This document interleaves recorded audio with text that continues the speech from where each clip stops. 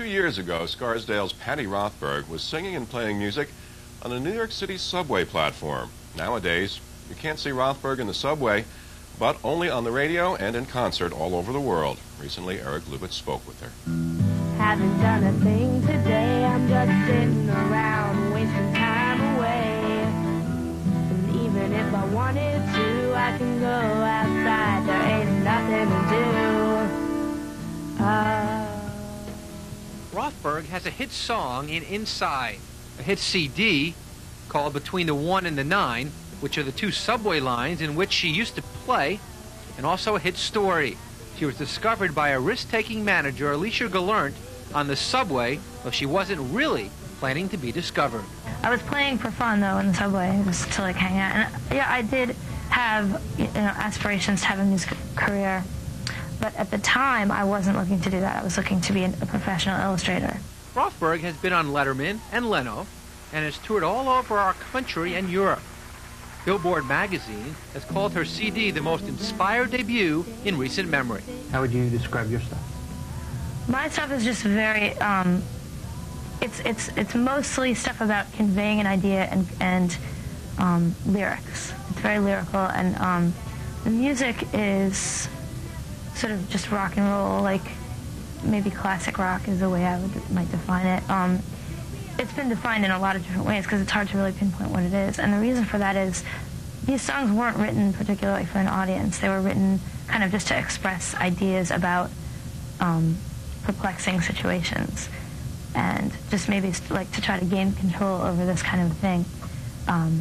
And that's one of the inspirations for writing songs, is to take a situation that seems totally out of control and at least try to describe it as articulately as possible. And that makes, I think, for a good song, because then other people will be able to relate to it. Just as a comedian will say, when this happens, and it's funny. It's the same thing with my songs. It's supposed to be humor. So would you say your lyric is what comes first as opposed to the music or the title or the word or phrase or event? It often starts with a phrase. It can start with just there's a song on the record, Perfect Stranger.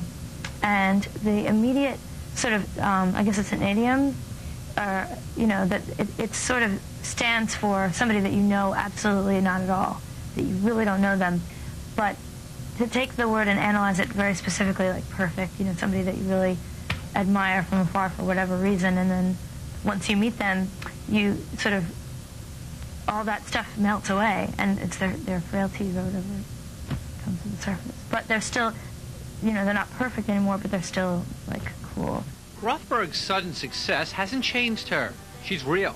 Very real. Just recently I met Andy Taylor from Duran Duran, and when I was young and impressionable, I was very fond of him and Duran Duran, so meeting him was kind of a blast, because it was, you never forget how you perceive those people, and but then of course, once you meet them, they're just a person. I saw myself once on MTV. I was in a hotel room with my band, and we weren't expecting it. It came on right after Jane's Addiction, which was cool because I like him, and it was weird. It was kind of like a really beautiful moment, but I never see it, ever, because I'm always somewhere else.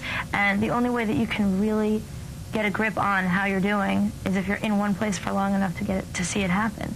I'm on this crazy whirlwind thing, so it's it's hard to really say. But it feels, it felt really good at the one time that I did see it. And it's kind of a trip to be on the same radio station with Led Zeppelin and, these people, so it's very, very cool. With Patti Rothberg, Eric Lubitz, TCI 10 News. Rothberg will be in New York on Monday, opening for Midnight Oil at Irving Plaza. Here's a look at her other appearances in 1996. Her new single is called Treat Me Like Dirt.